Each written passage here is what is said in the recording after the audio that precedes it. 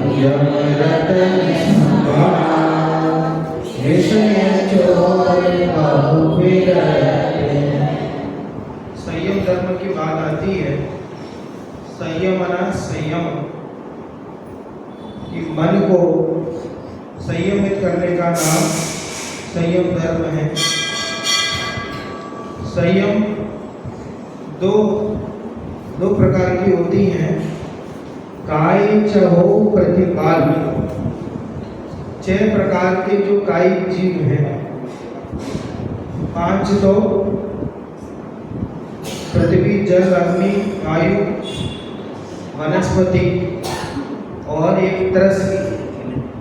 त्रस में भी 2 इंद्रिय, त्रिंद्रिय, 4 इंद्रिय, 5 इंद्रिय, 5 में भी 2 भेद है, संज्ञा असंज्ञा।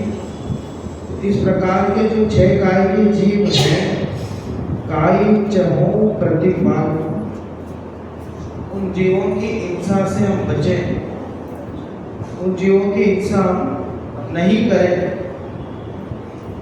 तो उन जीवों की हिंसा नहीं करने से जो संयम होता है, उस संयम को प्राणी संयम कहते हैं। पंचेंद्रिय मन वश करो, 5 इंद्रियों के जो भोग आदि हैं, उन भोगों से विरक्त होना, उसका नाम इंद्रिय संयम, प्राणी संयम और इंद्रिय संयम। ये 2 प्रकार की संयम होती है कि काय चहो प्रतिपाल, पंचेंद्रिय मन वश करो। इस प्रकार इंद्रिय संयम और प्राणी संयम का पालन करते हुए संयम रतन संभाल, संयम रत्न को संभालने की बात आई है। क्योंकि विषय चोर बहु फिरत है, विषय रूपी जो चोर है वो बहुत फिरने वाले, माने जगत में रह करके इन आकर्षणों से बच करके अपने मन को इंद्रिय विषयों से हटाना, ये सबसे बड़ी बात है। इसलिए कह रहे हैं विषय चोर बहु फिरत, बहुत है। इंद्रिय विषयों की कोई कमी थोड़ी है। जिन्हें देखते हम उन्हें देख करके आकर्षित होते हैं। समय सार की 4थी गाथा में ये कहा है कि महाराज ये आत्मा की बात आज तक इसके कानों में पड़ी क्यों नहीं है? अगर आत्मा की बात इतनी अच्छी है, आत्मा की बात इतनी कल्याणकारी है, आत्मा की बात से इस जीव को मोक्ष हो जाता है, तो आज तक इस जीव के कान में यह बात पड़ी क्यों नहीं? यह बात इसके समझ में क्यों नहीं आती? बात सच है तो समझ में क्यों नहीं आती? ऐसा प्रश्न पूछा। उसके लिए आचार्य देव ने जवाब दिया, उन्हें ये जगत के जीव एक तो इंद्रिय के विषयों में ही फंसे हुए हैं, इंद्रिय के विषयों में ही फंसे हुए हैं, उसी का अनुभव करते हैं, उसी का भोग करते हैं। बोले परस्पर आचार्य तो करते हैं। क्या शब्द दिया? परस्पर आचार्य तो करते हैं।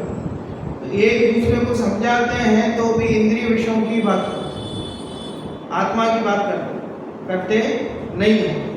इसलिए वो खुद इंद्रिय विषयों में फंसे हुए हैं और सामने वाले जीवों को भी इंद्रिय विषयों का ही उपदेश देते हैं। तो बोले आत्मा की बात कहाँ से होए? कोई किसी को प्रेरणा देवे तो भी इस बात की प्रेरणा देवे, इंद्रिय विषयों की प्रेरणा देवे। बात समझ में आ रही? कोई युवा हो, विवाह के योग्य उसकी उम्र हो गई हो, तो सब लोग क्या उपदेश देंगे उसे कि भैया जल्दी शादी करो, जल्दी शादी करो।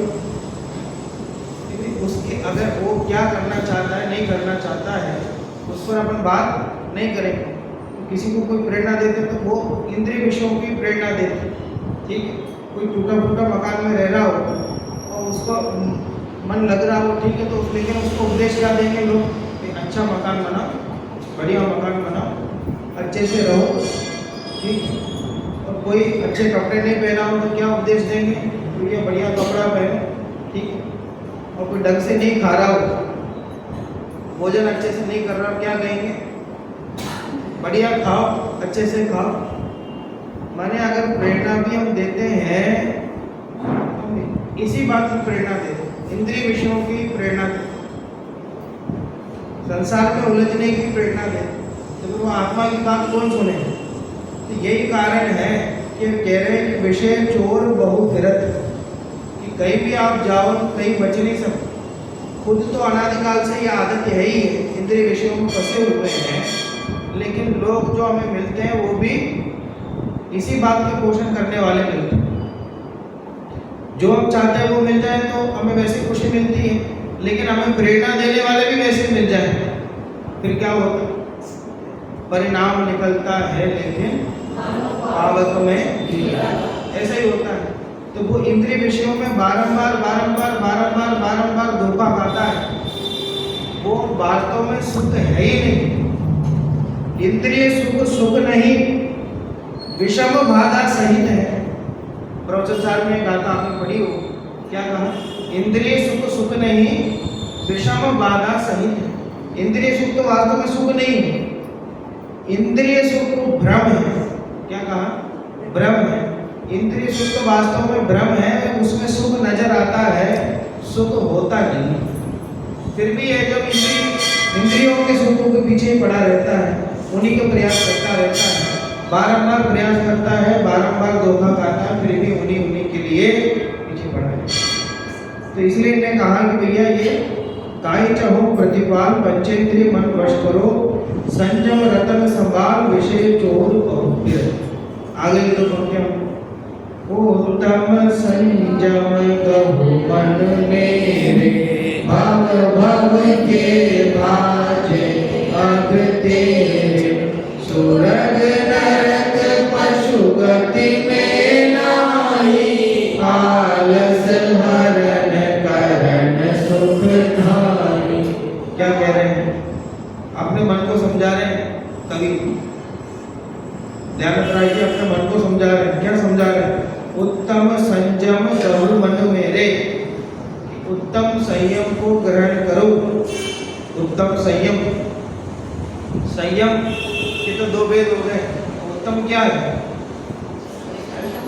सम्यक दर्शन का सूचक है कि वो संयम है, वो बिना सम्यक दर्शन के नहीं होता।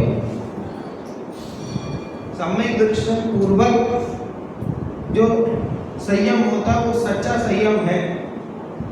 आज क्या होता है कि प्राणी हिंसा से बचने के नाम पे हम सोचते हैं कि दूसरे जीवों को नहीं मारने का नाम अहिंसा है, उसी का नाम संयम है। ठीक, लेकिन उन्होंने क्या कहा? काय चहो प्रतिपाल, 6 प्रकार के जीव, उनकी हिंसा नहीं करने की बात आई। तो 6 प्रकार के जीवों में हम आते कि नहीं? 6 प्रकार के जीवों में हम आते हैं कि नहीं है? या केवल दूसरे जीव ही आते हैं? पूरा जीवन ऐसा पंडित जी, हम एक भी जीव को नहीं मारना चाहते, एक भी जीव को नहीं मारना चाहते, बहुत सावधानी से प्रवर्तन करते, बहुत सावधानी से प्रवर्तन करते, अच्छी बात है। लेकिन जो अपना जीव है उस जीव का भी तो घात हो रहा है। प्रमत्त योगा प्राण विपरोपनम, तत्वसूत्र में लिखा, सूत्र याद नहीं है? हिंसा की क्या बात आई है? प्रमत्त योगा प्राण विपरोपनम। हिंसा ऐसा कहा कि प्रमत्त योग से प्राण का जो विपरोपन हो रहा है उसका नाम हिंसा है। प्रमत्त योग क्या है? हिंसा में प्रमाद परिणति मूल है। कोडनमल ने क्या लिखा? हिंसा में प्रमाद परिणति मूल है और विषय कषाय में अभिलाषा मूल है। तो हिंसा हम कर रहे हैं तो दूसरे जीवों को हिंसा करने से तो हमने बचा लिया, लेकिन विषय कषाय करते हुए जो अपने आत्मा की हिंसा कर रहे हैं उसके बारे में हमारा ध्यान नहीं जाता। तो वो भाई दूसरे जीवों को नहीं मार रहा तो अपने आप को भी तो नहीं मारना है, तो वो कषाय से तो अपनी हिंसा होती है। तो केवल दूसरे जीवों को मारने से बचने का नाम प्राणी संयम नहीं है, अपने आप को भी कषाय आदि से बचाने का नाम प्राणी संयम है। और वैसे ही ये पंचेंद्रिय मन वश करो, तो 5 इंद्रिय के भोगों को छोड़ देने का नाम इंद्रिय का वशपना नहीं है, इंद्रिय का त्याग नहीं है कि 5 इंद्रिय के विषयों को छोड़ देने का नाम नहीं। 5 इंद्रियों के प्रति विषयों की जो आशा है मन में, उसे छोड़ने का नाम है। केवल बाह्य त्याग नहीं। नीचे लिखा ना, सबसे नीचे, जिस बिना नहीं जिन राज सीजे, दूर लो जग कीच में, एक घड़ी मत बिसरो करो नित, आयु जम मुख बीच में। क्या कहा कि जिस बिना नहीं जिन राज सीझे, जिसके बिना जिन राज भी नहीं सीझे। सीझना माने क्या होता है? सिद्धि को प्राप्त नहीं होते हैं। चावल सीझना, मूंग सीझना ऐसे बोलते हैं। पकना माने वो तीर्थंकर का जीव भी अगर संयम धारण नहीं करे तो फिर वो आगे मोक्ष नहीं जा सकता। खैर ऐसा होता नहीं है, वो तो संयम धारण करेंगे, पर ये समझाने की बात है कि संयम धारण किए बिना मोक्ष नहीं, उसके लिए समझा रहे हैं। तो जो संयम जिसको धारण करते हैं तीर्थंकर आदि और मोक्ष चले जाते हैं, ऐसा संयम केवल बाह्य त्याग का नाम नहीं हो सकता। जरा विचार करें, 16 स्वर्ग के ऊपर सर्वा सिद्धि के देवों में आप देखो उनका जीवन कैसा होता है। पूर्ण ब्रह्मचर्य से रहते हैं। बाह्य में तो ब्रह्मचर्य है ही, लिखा ना तत्व सूत्र में, परे अप्रविचारा, ऊपर ऊपर के स्वर्गों में प्रविचार नहीं है, ब्रह्मचर्य से रहते हैं। और ब्रह्म बाह्य में त्याग तो है ही, और अंतरंग में भी भाव नहीं आता। और कब तक? 10 दिन तक, 20 दिन तक, कब तक? 33 सागर तक। 33 सागर तक बाह्य संयोग ऐसा स्पर्शनेंद्रिय का कोई योग नहीं है, मन में भी कोई विषय नहीं आता। और भोजन का त्याग कितने वर्ष तक? 33 वर्ष तक भोजन का त्याग। 33 वर्ष बाद भी अगर विकल्प आया तो कंठ से अमृत जल जाता है, जुबान भी झूठी नहीं होती है। तो बाह्य का तो इतना त्याग हो गया 33 वर्ष तक, और खाने का विकल्प भी नहीं। बाह्य त्याग भी और अंतरंग में परिणाम भी। बात समझ में आ रही ना? और स्पर्शनेंद्रिय का विषय नहीं, खाने का कोई काम नहीं, और परिणाम इतने वैराग्य होते हैं। चक्षु इंद्रिय का विषय, पंचकल्याणक आदि में भी जाने का विकल्प नहीं आता। पंचकल्याणक में भी जाने का विकल्प नहीं आता। चक्षु इंद्रिय का विषय नहीं है, घ्राण इंद्रिय का कोई विषय नहीं है, क्योंकि खाने पीने का कोई काम नहीं है। और सब आप देख लो, करने इंद्रिय का कोई काम नहीं, 5 इंद्रिय के विषयों से रहित है। और कब तक है? 33 सागर तक। अब बोलो ऐसे देव को संयम धर्म है कि नहीं? संयम है कि नहीं? बाह्य त्याग की अपेक्षा देखोगे तो क्या लगेगा? बहुत बड़ी संयम ही है, कुछ नहीं है। लेकिन शास्त्रों में लिखा है कि नीचे उसमें ना पंक्ति आएगी अभी, सुरग नरक पशु गति में नाही, ये 3 गतियों में नहीं है। स्वर्ग, नरक और पशु, तिर्यक्ष में नहीं है। तो आ गया ना उसमें पशु गति में, तिर्यक्ष में तो आएगी। तो वो कह रहे हैं 3 गतियों में नहीं है। तो स्वर्ग में 33 सागर तक, 33 सागर तक बाह्य त्याग दिखाई देता है। हमें देख के ऐसा लगता है बहुत बड़े संयमी है, लेकिन ये कह रहे हैं उनके नहीं होता, कि केवल मनुष्य गति में होता है। पंचकल्याणक जब करते हैं तब एक ऐसा दृश्य दिखाई देते हैं ना, कि वो भगवान की जो पालकी है, पालकी उठाने के लिए देवों में और मनुष्यों में लड़ाई होती है। लड़ाई में ना बहस होती है आपस में, कौन लेके जाएगा? देव कहते हैं हम लेके जाएंगे, मनुष्य कहते हैं हम लेके जाएंगे। तो दोनों में अलग अलग तर्कबाजी होती है आपस में। तो आगे करके मनुष्य ही लेके जाते हैं। तो किस बात के लिए? इस बात से कि मनुष्य संयम धारण कर सकते हैं, लेकिन देव संयम धारण नहीं कर सकते। तो ऐसा जो संयम है वो संयम केवल बाह्य ज्ञान का नाम तो नहीं हो सकता कि जिसके माध्यम से तीर्थंकर भी मोक्ष जाते हैं। तो वास्तव में हिंसा में प्रमाद परिणति मूल है और विषय कषाय में अभिलाषा मूल है। इस बात को समझना है कि अंतरंग से वास्तव में अपने आप को आत्मलीनता पूर्वक इंद्रिय सुख आदि में आनंद नहीं आना, उनकी तरफ विकल्प नहीं जाना, ये वास्तव में इंद्रिय संयम है। तो जैसे मैं आत्मा हूँ वैसे सभी आत्मा है। किसी जीव को मुझे नुकसान नहीं पहुंचाना है, किसी जीव को नहीं मारना है। सब जीवों की सत्ता स्वीकार करना, अपने आप की सत्ता स्वीकार करना, इसका नाम प्राणी संयम है। माने आत्मज्ञान के बिना ना तो प्राणी संयम है और आत्मज्ञान के बिना ना तो इंद्रिय संयम है, कि दोनों में आत्मज्ञान का होना जरूरी है।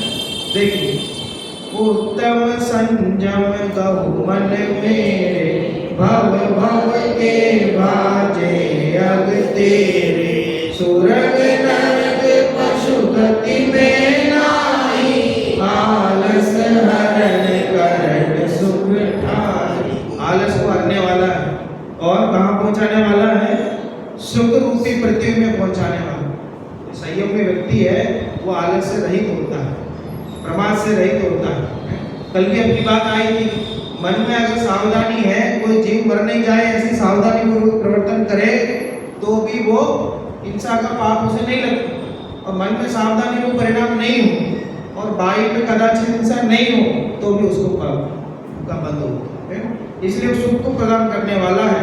भव भव के जो अपने पाप किए हैं उन पापों को नष्ट करने वाला है। आगे देखिए, ठाहि पृथ्वी जल आग मारुत, रूख त्रस करुणा धरो, सब रसन रसना नैना, कान मन सब वश करे। इसकी बात ऊपर से आई, उनकी बात हमने कर ली।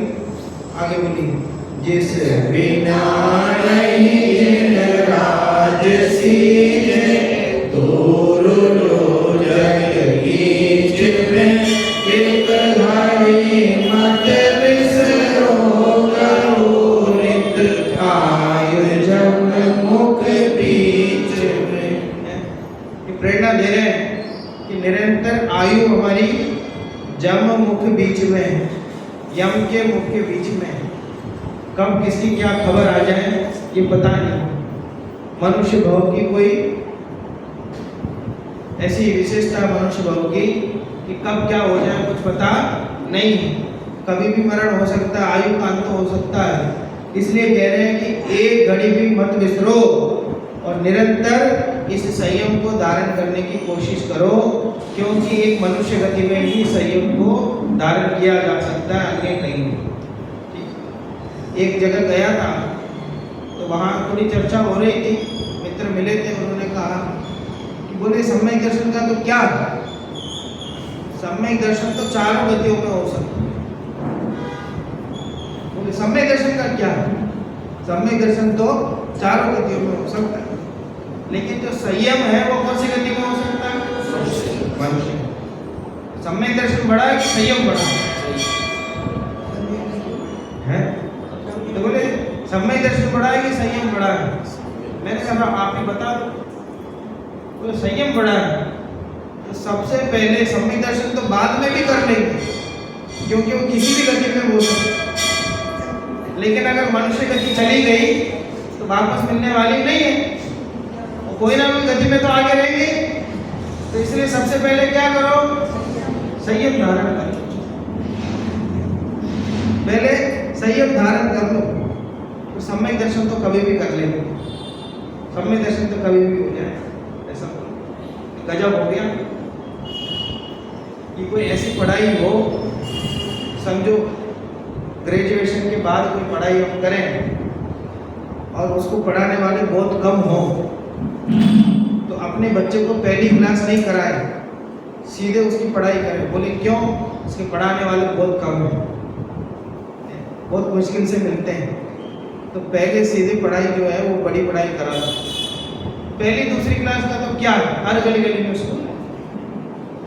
पहली दूसरी क्लास पढ़ाने वाले तो गली गली में बैठे हैं, तो बड़ी पढ़ाई पहले करा लो, बाद में पहली दूसरी क्लास करा दी जब बड़ा हो जाए। बोलो ऐसा ऐसा करेंगे हम, उसको भर्ती करेंगे वहाँ, बड़ी पढ़ाई समझ में आएगी? बड़ी पढ़ाई कब समझ में आएगी?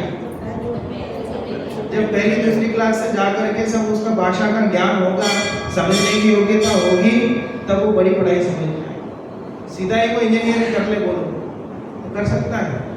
नहीं कर सकता। तो ये बात यद्यपि सही है, ये प्रेरणा देना भी सही है कि मनुष्य गति में ही संयम धारण करना, अन्य गति में नहीं है। ये ऐसा प्रेरणा देकर के सबको संयम में लगना चाहिए, बात उचित है। पर सम्यक दर्शन के बिना जो संयम आदि हम धारण करते हैं उनमें वास्तविकता नहीं होती। जिसमें अपना ज्ञान नहीं हो गुरु सही काम कैसे कर सकते? जिसे अपनी खबर नहीं हो वो अपना सही काम कैसे कर सकते?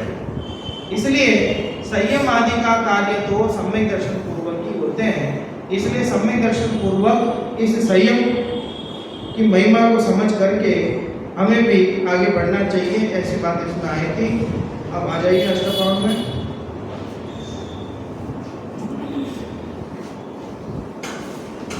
कल 3 गाथाओं की चर्चा हमने की थी। कौन कौन सी? सब ग्रंथ आनंदों पर देखे बताएंगे।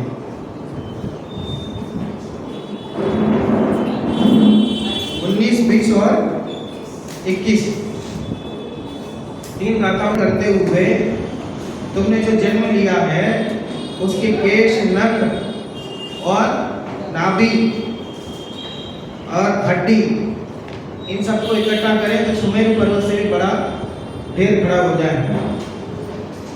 बोले कहाँ कहाँ जन्म लिया? शिष्य ने पूछा सब कहाँ कहाँ जन्म लिया? आचार्य देव ने पलट के पूछा कहाँ कहाँ जन्म नहीं लिया, ये बताओ कहाँ कहाँ जन्म नहीं लिया? कोई ऐसी जगह नहीं छोड़ी। एक एक परमाणु के स्थान पर जन्म मरण किया।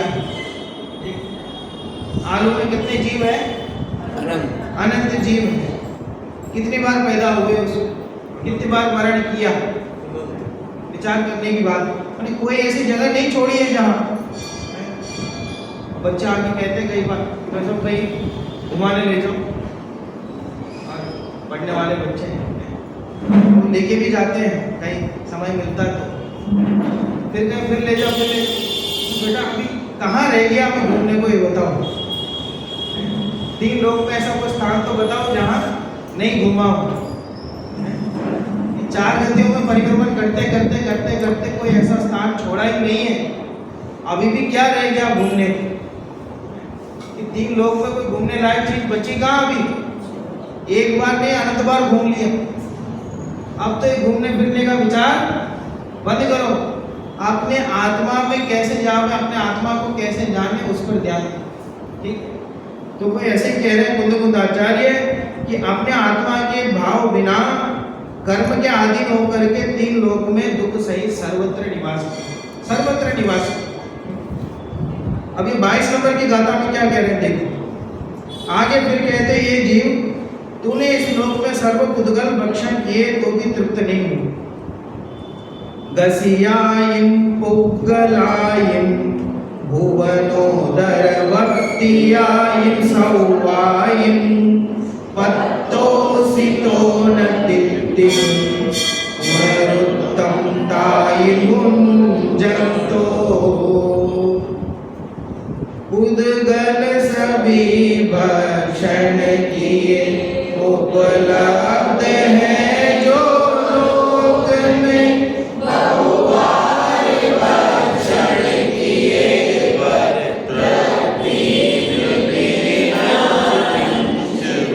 देखो भुवनोदर भक्तियायिं पहली लाइन में है ना।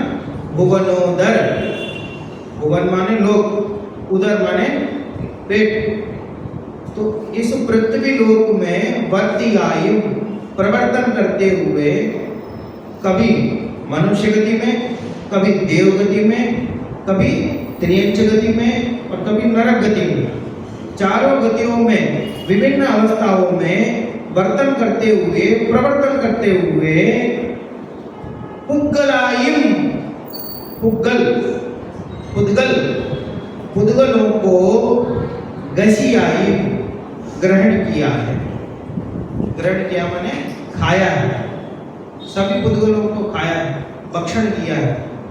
जो रोटी खाते हैं पुद्गल है कि जीव है? पुद्गल ही है, ठीक है। तो कितने पुद्गलों को खाया है? कि साहब पुद्गल तो कितना है? जीव अनंत और पुद्गल कितना है? अनंत अनंत है। तो कितने पुद्गलों को खाया है? तो कह रहे सवाइम, सारे पुद्गलों को खाया है। खुद अनंत है, खुद तो एक ही समझो, वैसे जीव अनंत है लेकिन हम तो कितने हैं? हम तो एक ही हैं। एक होकर के अनंत अनंत पुद्गलों का भक्षण किया, अनंत अनंत पुद्गलों का भक्षण किया है। ये सब कोई बात नहीं, इसमें कोई आश्चर्य की बात नहीं है। आश्चर्य की बात तो यह है क्या,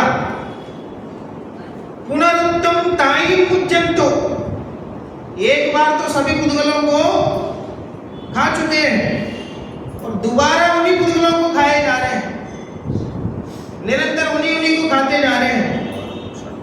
और साहब क्या करें, मजबूरी है, भूख लगती है तो खाना पड़ता है, क्या करें।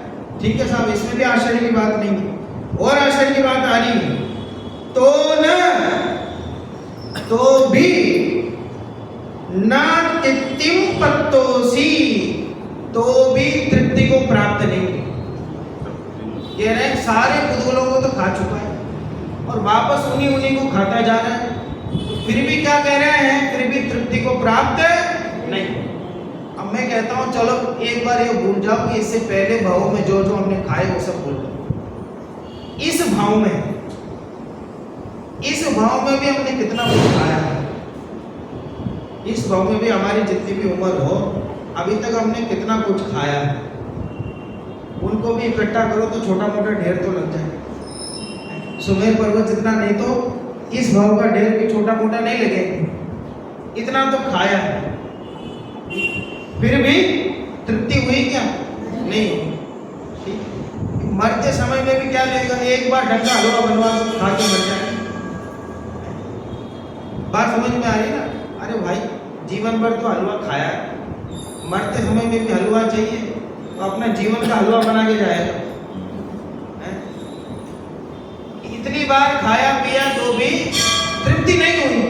अब बोलो, आप विचार तो करो, ये जो तृप्ति नामक जो चीज है अंदर में, अब वो भूख है वो कैसी होगी बताओ। इतनी सारी चीजें खा ली फिर भी निरंतर खाता है।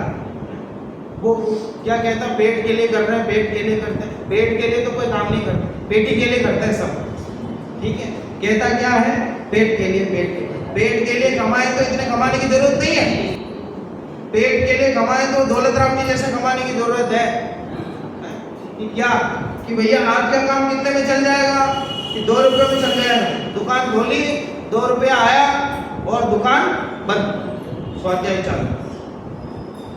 और ग्राहक आगे बाहर खड़े कि भैया सामान तो दे जाओ, मतलब हो गया हमारा काम आज का। अरे आज का हो गया तो कल का तो देख लो। अरे कल का कल देखेंगे, कल किसने देखे, कल जो होगा सो होगा, आज हमारा काम हो गया तो स्वाध्याय करते हो शांति से, ठीक। तो वो तो पेटी भरने का काम।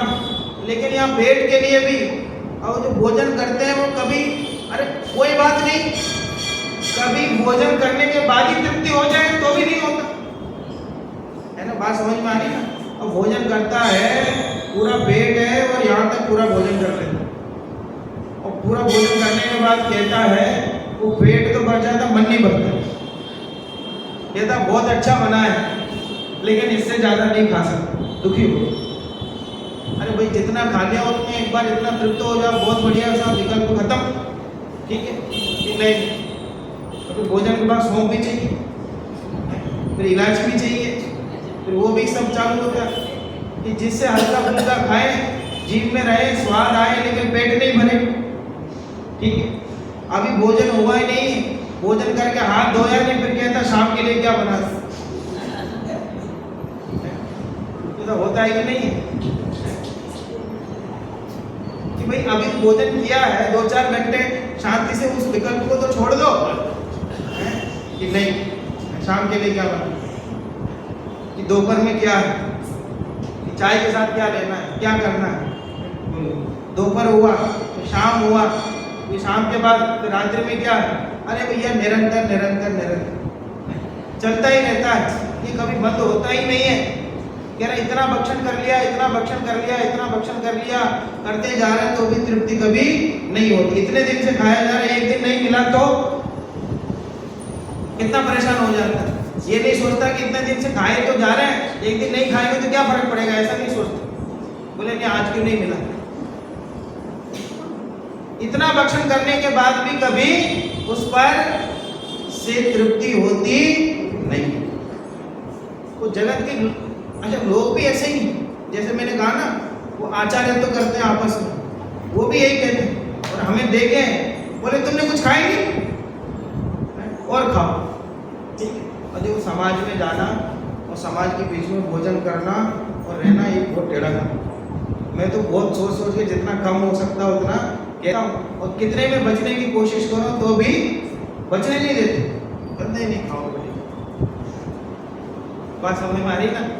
एक जगह तो गया और बोले उन्होंने बहुत भोजन खिलाए। मैंने कहा साहब देखो मेरी तबीयत खराब हो रही है, मैं ज़्यादा खाऊंगा तो प्रवचन नहीं कर पाऊंगा, इसलिए आपने जो भी बना दिया हो कोई बात नहीं, थोड़ा सा ले लेता हूँ, पर आप मतलब चिंता मत करना कि बना दिया नहीं दे रहे। बोले पंडित जी नहीं बनाए, खा के तो जाना पड़ेगा, खिला के ही भेजेंगे। आप भले बैठे रहो, धीरे धीरे खाओ, थोड़ा उठ जाओ, टहल लो, फिर खाओ भले, लेकिन आपको खा के तो जाना पड़ेगा। मैंने कहा भाई ये अच्छा फंस गए हम, प्रवचन में हम इनको बिठा लेते हैं, इनको फंसा लेते हैं, घड़ी देखते रहते हम, इनको छोड़ते नहीं है, तो फिर इसका बदला हम भोजन से लेना चाहते हैं। बोले साहब देखो बात खाने की नहीं है, तबीयत खराब हो रही है, तबीयत खराब में ज़्यादा खाऊंगा तो नुकसान होगा, क्या फर्क पड़ता। तो तुरंत बोले पंडित जी चिंता मत करो, हमारी मेडिकल की दुकान है। क्या बोले, माने ये है कि खाना तो आपको पड़ेगा ही पड़ेगा ही पड़ेगा, कुछ नहीं कर सकते। थोड़ा सावधान हो गए। अगले दिन हमने कहा कि साहब आप शाम को भोजन नहीं लेके केवल दूध लेके। बोले साहब ठीक है। शाम को गए दूध लेने और दूध नहीं था, वो दूध को गोट गोट के उसको ठीक है दूध की रबड़ी बना दी। ठीक है लो पंडित जी, मैंने कहा हमने तो कहा दूध लेंगे, बोले दूध ही तो है। ऐसी द्रव्य दृष्टि तो इनसे सीखे। यहाँ हम बोले भैया पर्याय को मत देखो, पर्याय मत देखो, द्रव्य को देखो, यहाँ बात समझ में नहीं आए। और वहाँ बोले दूध ही तो है, देखो द्रव्य दृष्टि है, ये सब पर्याय तो बदल गए, रबड़ी हो गई, हाँ है तो दूध ही। बोले साहब वो सब ड्राई फ्रूट्स ला के रखे। साहब ये भी नहीं लूंगा। नहीं ये अन्न थोड़ी है। अरे अन्न नहीं है लेकिन पेट तो भरता है कि नहीं उससे, पेट खराब करता है कि नहीं। अब आप कैसे भी सब कुछ भी कर कोशिश कर लो तो समाज वालों से बचे। ऐसा मिठाई का इंतजार कर दिया। बोले क्या बोलना रहेगा, बांस ना बजेगी, बांसुरी, मिठाई का ही बंद कर दो, मिठाई बंद, बिल्कुल मिठाई नहीं खाई। प्रमोद जी ने बिना शक्कर की खीर बनाई। अब बोलो हमने तो मिठाई बंद कर दी इसलिए नहीं खाई, और उन्होंने कहा कि खीर बना दी। मैंने कहा मिठाई नहीं खाता, नहीं इसमें शक्कर नहीं डालनी है। जैसे समाज में कहाँ बचोगे आप, बोलते हैं ना, पर पुद्गल का भक्षण करके यह भूख मिटानी चाहिए, नागिन से बचने को हर चीज बना कर खाई थी, मिष्ठान अनेक बनाए थे।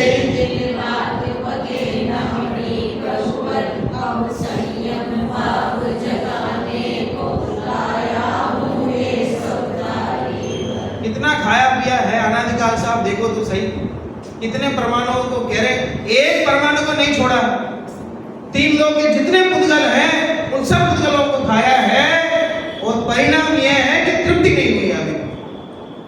बोलो, अभी भी विकल्प आ जाता है, समय धीरे धीरे होता जाएगा ना, ठीक है।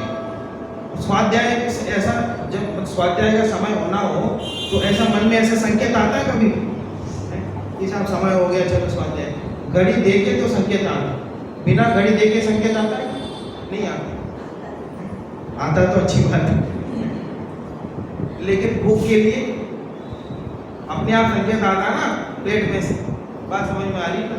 कह रहे हैं ये आश्चर्य हो रहा है आचार्य देव, कह रहे हैं हे जीव, तूने इस लोक के उदर में वर्तते हुए पुद्गल स्कंद उन सबको ग्रसे अर्थात भक्षण किए, उन्हीं को पुनरुक्त अर्थात बारंबार भोगता हुआ अभी तृप्ति को प्राप्त नहीं हुआ। एक बार विचार तो कह रहे हैं बारंबार भोगता है, बारंबार भोगता है, बारंबार खाता है तो भी दोबारा कभी तृप्ति को प्राप्त नहीं। बोले ऐसे क्या है? अब तक गणित जड़ द्रव्यों से ब्रह्म भूख न मेरी शांत हुई, तृष्णा की खाई खूब भरी कर रिक रही वह रिक रही। अनादिकाल से एक रोग हो गया हमको। कौन सा रोग है?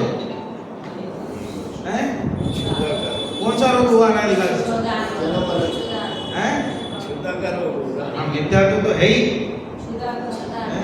खुदा भी है, भस्म रोग भी है। समन्वय आचार्य को तो सही हो गया, हमारा भस्म रोग कभी सही नहीं होता। इतना ग्रहण करते जाते भस्म हुआ जा रहा है और वापस और ग्रहण करते जा रहा है और ग्रहण करते जा रहा है। अरे आहार तो मुनिराज भी लेते हैं, आहार तो मुनिराज भी लेते हैं, बस मुनिराज का आहार लेना किस लिए? शरीर के लिए, उस शरीर की स्थिति बनाए रखने के लिए। ऐसा कहते हैं 100% अगर खाने की क्षमता है तो 50% तो भोजन लेते हैं और 25% पानी पीते हैं और 25% खाली रखते हैं। बोले क्यों? कि वो ध्यान ज्ञान साधना के लिए। हमारा उल्टा है, 100% है तो 200% तो खा लेते हैं, फिर पानी के लिए कहाँ जाए? जगह बनाओ पानी के लिए। बात समझ में आ गई ना? वो कदाचित कोई दिन कम खाए आदमी तो उसके पीछे पड़ जाते, बीमार हो गया, क्यों नहीं खा रहे? बस माने यहाँ नहीं खाना उसको बीमार समझते हैं।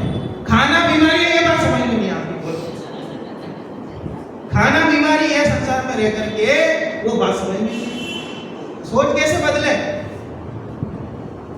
बोलो साहब, विचार करने की बात है। मैं समझ रहा था प्रभु अब तक भोजन से जीवन चलता है, भोजन बिन नरकों में जीवन और पेट मनुष्य क्यों मरता है। विचार करो, भरपेट मनुष्य भी मर जाता है और भोजन बिन नरकों में जीवन चलता उनका शांति से। और भूख तो इतनी लगती कि 3 लोग को खा जाए तो भी कुछ कण भी नहीं मिलता। तो इस तरह इस शरीर की स्थिति को बनाए रखने के लिए जितना आवश्यक है उतना भोजन तो करना पड़ेगा, वो मजबूरी। लेकिन वो तृप्ति भाव लाना, मैं कह रहा हूँ थोड़ा ज्यादा भी खा लो, लेकिन वो तृप्ति भाव लाना वो तो हमारे हाथ में है। ठीक है, तो यह बहुत हो गया, बहुत भोजन कर, बहुत ज्यादा हो गया, शांति से रख। कि कोई दिन नहीं हो पाया शाम, तो निरंतर दुखी होते रहे और सब सप्लीमेंट्री ढूंढ रहे हैं क्या क्या हो सकता, क्या क्या हो सकता। ऐसा हो जाए कि निरंतर दुखी होता है। नहीं होना कोई बात नहीं, सौभाग्य है, नहीं मिला तो बहुत अच्छा। ठीक है, अनादिकाल से खाते हुए आ रहे हैं कि तृप्ति नहीं हुई। कुंद आचार्य को इस बात का बड़ा आश्चर्य हो रहा है। देख एक बार पद्यानुमान फिर से बोलिए, 22 नंबर का था।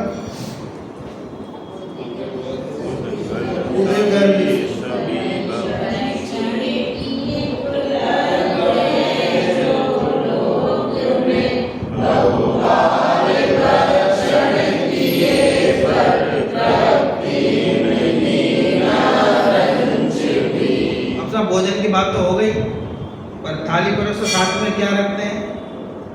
पानी भी रखते हैं ना। भोजन दो तो पानी भी तो रखते हैं। इस हम भोजन तो बहुत बार ग्रहण किया, पानी तो पीने तो कोई दिक्कत नहीं, चलो भोजन छोड़ देते हैं आपके कहने पे, पानी तो पीने तो शांति से कह रहे वो भी, उसकी भी बात है। क्या? तिहुयन सलिलम सयलम पियम तिन्हाय पीड़ेन तुम्हें तो भी न अन्हा चेवो जाओ चित्ते भवमहनम त्रैलोक्य में उपलब्ध जल सब कृषित हो तूने पिया पर प्यास फिर भी ना बुझी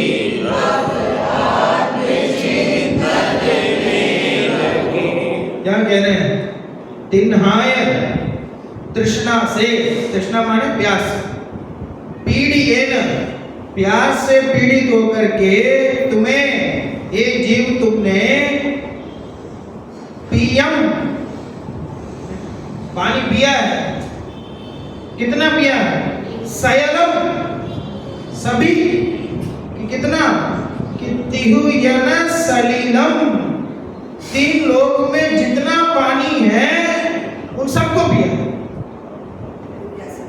बोलो, फिर भी प्यास नहीं, तो भी न तन्ना छेवो, तो भी तृष्णा छेद नहीं हुआ, तो भी प्यास नहीं बुझी है। तन्ना छेवो जाओ, ठीक है। चिंते भवमनम, एक बार विचार तो करो कि भोजन पानी में ही अपना पूरा चिंतन मनन चला जाता है।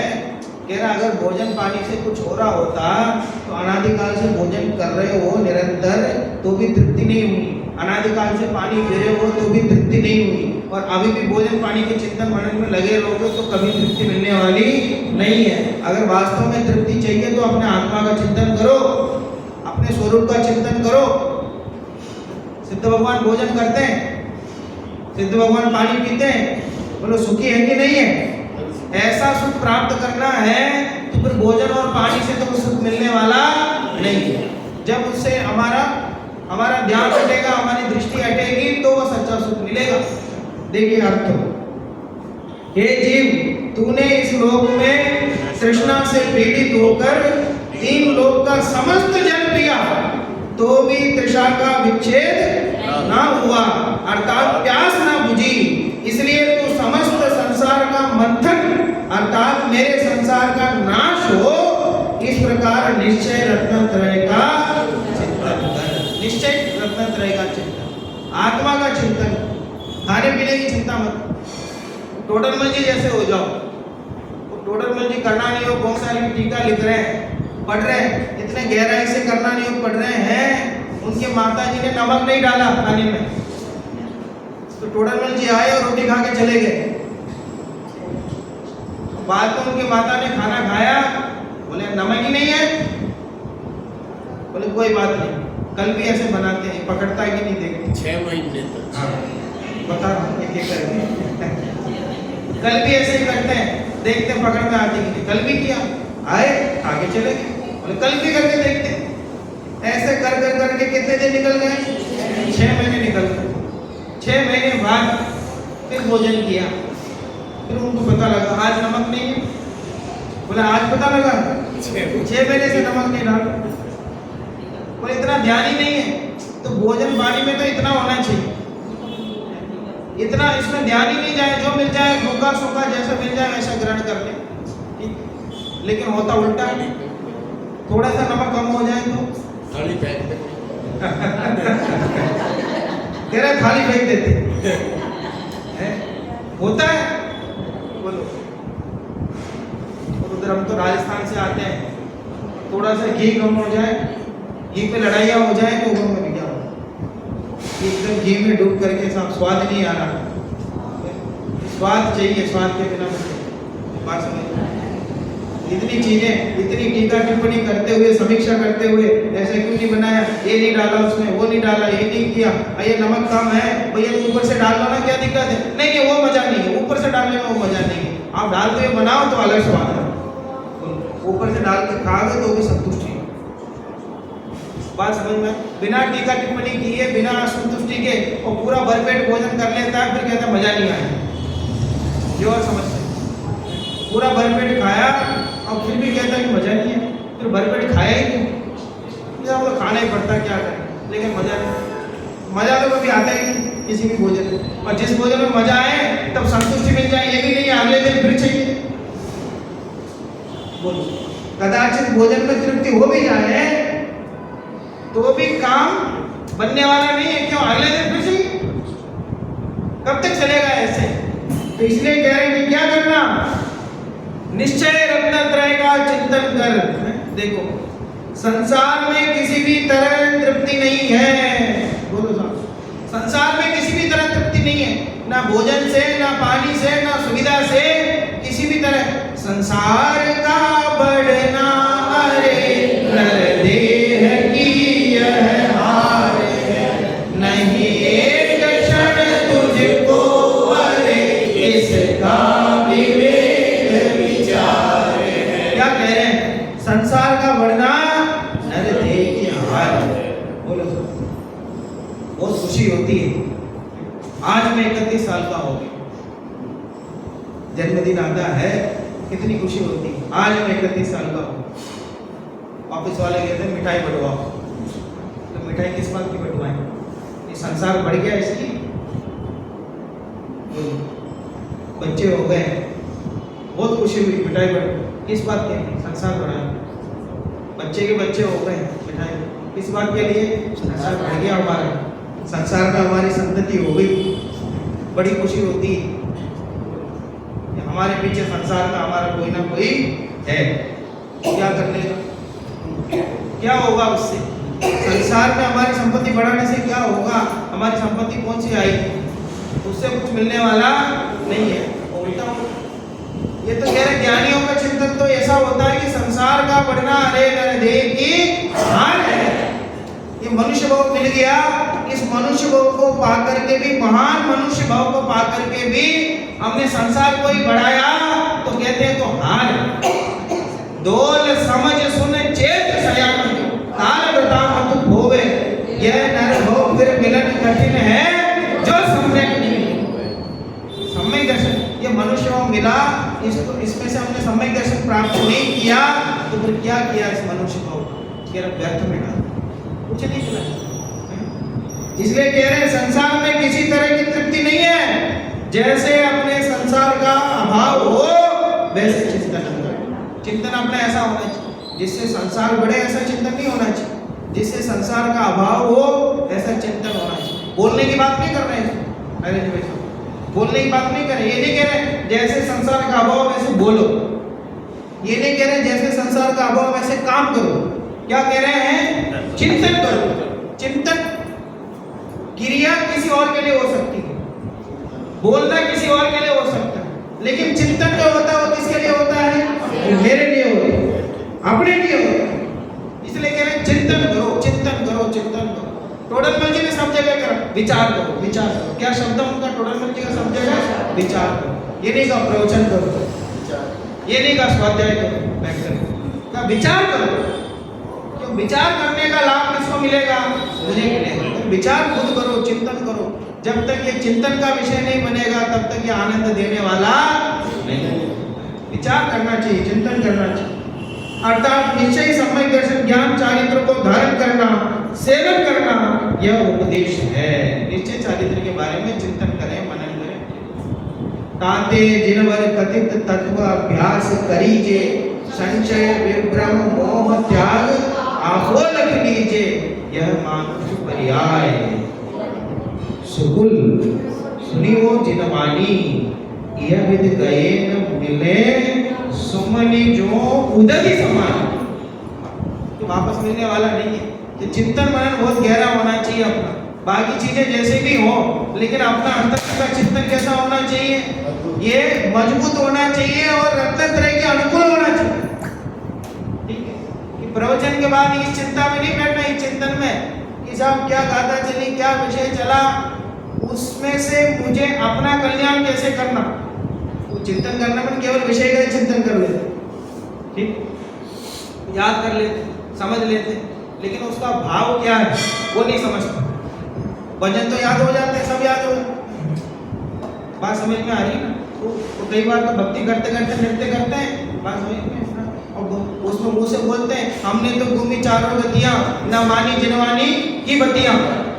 खुश होकर बताओ। हम खुश होकर के नृत्य करें इस बात में, बस अर्थ क्या है? वही हम चारों गति घूम रहे हो, जिनवानी की बात नहीं मान, इस बात में नाच रहा हूँ, उससे चबर लेकर। तो करता कुछ है, बोलता कुछ है, सोचता कुछ है, उसका अर्थ क्या है इस बात में विचार करता नहीं। इसलिए कह रहे हैं चिंतक सही दिशा में होना चाहिए। एक बार बोलिए इसका पद्यानुवाद 23 नंबर।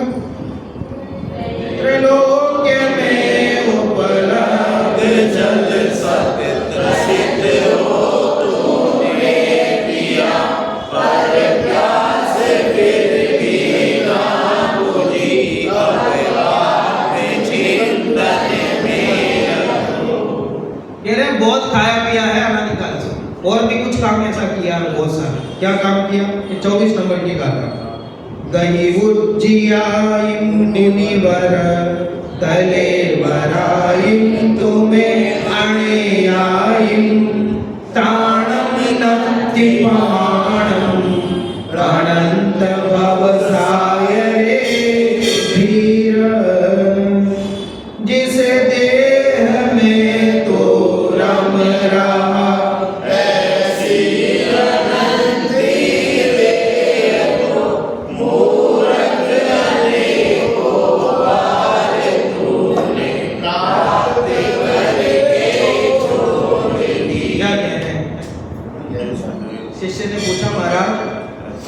भोजन की इतनी निंदा करते हो, पानी की इतनी निंदा करते हो, तो भोजन नहीं करेंगे, पानी नहीं पिएंगे तो शरीर कैसे चलेगा? शरीर की स्थिति बनाए रखने के लिए, शरीर को सुंदर बनाए रखने के लिए भोजन पानी की तो आवश्यकता है। तो कह रहे हैं जिस शरीर की चिंता में तुम पड़े हो, ऐसे कितने शरीर मिले पता? कि कितने? कि मुनिवर, सामने बैठे मुनिवर को संबोधन कर रहे हैं, मुनिवर धीर, नीचे की लाइन में मिल गया धीर शब्द, मुनिवर धीर, अनंत भव सायरे, अनंत भव संसार रूपी सागर में कलेवरायिम, कलेवर क्या बोला इसको? शरीर को क्या कहा? कलेवर, मृत कलेवर है ये, मृत कलेवर है। इन कलेवरों को गही उच्चियायिम, ग्रहण किया और छोड़ दिया। किसने? तुम्हें, तुम्हें माने हमने, मैंने। कितने? अनेयायिम, अनेक इस कलेवर को ग्रहण किया और छोड़ दिया। कुंद आचार्य से शिष्य ने हाथ जोड़ के पूछा, साहब एक बार ये बताओ तो सही, कितने शरीर मैंने ग्रहण किए और छोड़े? गिनती तो बताओ। 21, 25, 100, 1000, लाख, गिनती तो बताओ। तो नीचे के लाइन में कह रहे हैं ताणम नत्ति पवाणम, कह रहे हैं कि अज्ञानी उसका प्रमाण नहीं है, मैं गिन के नहीं बता सकता। आप प्रमाण इतने सारे शरीर को ग्रहण किया और छोड़ दिया, फिर भी इसे शरीर से ममत्व तो नहीं छूटा। एक तो शरीर हो तो बताए, शरीर की सुंदरता थोड़ी भी अगर बिगड़ जाए बोलो, और जल्दी जल्दी में प्रवचन का समय हो गया और बिना तंगी किए आ गए मंदिर, बोलो फिर क्या स्थिति हो? कोई नहीं देख रहा हो तो भी ऐसा क्या, तो भी क्या लगेगा मन में? सब हमें देख रहे हैं भैया, बहुत गंदे लग रहे, बहुत गंदे। कितनी चिंता होती है शरीर की। कपड़े हो तो कपड़ा फटा हुआ देखा नहीं, यहाँ आ गए, यहाँ आ गए, यहाँ आ गए और बाद में पता चला फटा। तो पूरे प्रवचन में हाथ कहाँ जाए? उसको छुपाने के जाए, देख लेने को देख, तो क्या हो जाए? कि देह को कोई देख लेगा तो क्या हो जाए? तो कपड़ा फटा हुआ देखेगा तो क्या हो जाए? उससे क्या हो? शरीर की इतनी चिंता होती है। अभी वहाँ बच्चों को यात्रा पे ले गए तो कुर्ते में दाग लग गया। हमारे तो 200 बच्चे हैं और बड़े प्रेम रखते हैं सब, हर बच्चा आकर भैया पीछे दाग लग गया, कुर्ते में भैया दाग लग गया। 2-4 बच्चों ने कहा, अब मैंने कहा भाई ये तो पूरे 200 ही कह के मानेंगे एक एक करके। सबको इकट्ठा के मैंने रुक जाओ, सारी रुक जाओ, एक बात सुनो। अब कोई आगे नहीं बोलेगा कुर्ते में दाग लग गया, मुझे पता चल गया, ठीक है। और कुर्ते में दाग लगाओ तो चल जाएगा, व्यक्तित्व में दाग नहीं लगना चाहिए। बड़ी बात तो ये, अब कोई मत बोल। तो वो कहीं दाग लगाओ तो तुरंत नजर जाती है, सबकी जाती है, हमारी भी जाती है। बड़ी चिंता होती है कि साहब हाथ लगा लो, नहीं दिखे नहीं दिखे। इतनी चिंता शरीर की होती है कि भैया ऐसे पाल पोष करके कितने शरीरों को तुमने ग्रहण किया और छोड़ दिया, और एक भी शरीर ने तुम्हारा साथ नहीं दिया, और आज भी उसी शरीर के साथ तुम जा रहे हो। कृतज्ञ है शरीर। देखो, हे मुनिवर, हे वीर, तूने अनंत भव सागर में कलेवर अर्थात शरीर अनेक ग्रहण किए और छोड़े, उसका परिमाण नहीं है। मैं ये गाती ये कत्वलिए सभी बातें तन धन को साथी समझाता, पर ये भी छोड़ चले जाते। अरे धन तो इसी भाव में छोड़ के चल जाता, धन है, बाकी सहयोग है, वो तो इसी भाव में छोड़ के चले जाते। लेकिन ये तन है जिसको हम साथी समझते हैं, ऐसा लगता है कि बहुत साथ देगा, और अंत समय में सबसे ज्यादा परेशान कौन करता है? शरीर ही करता है। जब वेदना होती है तो कितना परेशान करता है। तो जिसके लिए पूरा जीवन हमने लगाया, पालन पोषण किया, घी तेल शुद्ध आटा सब मिठाई खिलाई, और अंत समय में इतना शरीर से निवेदन करके देखो कि आधे घंटे तक शांति से बैठना, वेदना मत देना, मेरा मरण हो जाने देना शांति से, बात मानेगा? आधा घंटा तो बहुत कह दिया, 1 मिनट का ही बोल के देखो, शांत रहना भैया, इतना ध्यान रखा तुम्हारा रहेगा 1 मिनट भी, 1 मिनट शांत। इसलिए शास्त्रों में शरीर का कृतज्ञ, क्या कहा? कृतज्ञ है। जब इसको हमने बहुत अच्छे से पालन पोषण किया, और जब हमारी जरूरत पड़ी, आत्मा के परिणामों में शांति की जरूरत पड़ी आपके समय में, तो बहुत तकलीफ देता है, बहुत तकलीफ देता है। हे मुनि प्रधान, तू इस शरीर से कुछ स्नेह करना चाहता है तो इस संसार में इतने शरीर छोड़े और इतने ग्रहण किए कि उनका कुछ भी परिमाण नहीं किया जा सकता है। एक बार ये तीनों गाथाओं का कल्याण देनी हुए ना, 22 नंबर से।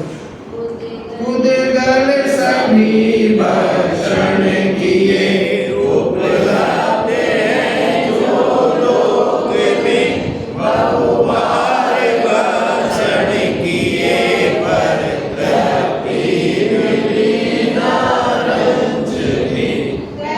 लोक में उपलब्ध जल सब प्रसिद्ध हो गया, पर प्यास फिर भी ना बुझी। चिंतन है इस देह में तू रहा, ऐसी अनंती देह तो मूर्ख अनेकों बार तूने प्राप्त करके छोड़ दी। इसलिए हम सभी भी आचार्य कुंद कुंद देव